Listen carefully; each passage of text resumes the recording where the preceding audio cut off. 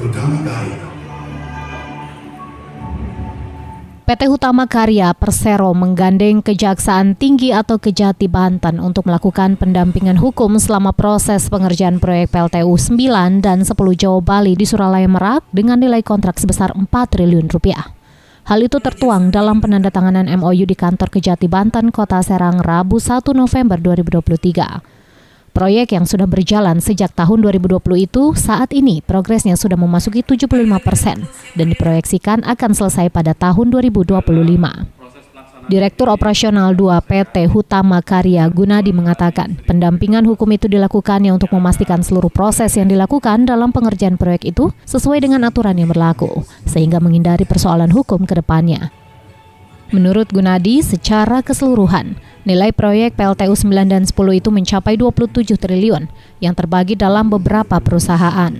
Meski pihaknya hanya mendapatkan porsi kecil, sebab yang mendapatkan porsi lebih besarnya dikerjakan oleh perusahaan internasional.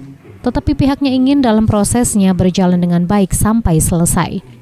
Dapat dikawal dan prosesnya bisa dipastikan dijalankan dengan benar, sehingga menghindari dari persoalan-persoalan hukum dan bisa meningkatkan proses pelaksanaan bisnis secara efisien.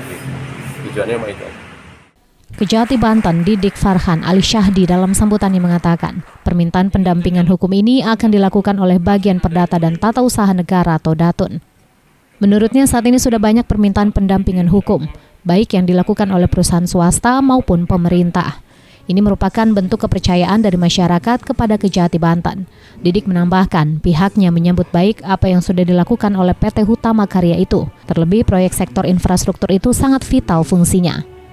Kerjasama dengan Datun ini insya Allah nanti akan dapat memberikan sumbangsih pencerahan, saran, sehingga perusahaan dapat melaksanakan kegiatan yang baik sesuai dengan nilai-nilai good corporate government. Pada kesempatan itu, Didik juga menyinggung beberapa persoalan hukum yang terjadi di daerah lain berkenaan dengan proyek infrastruktur yang ditangani oleh Kejati setempat. Menurutnya, hal itu dikarenakan dalam prosesnya tidak meminta pendampingan hukum, seperti yang dilakukan PT Hutama Karya di Banten.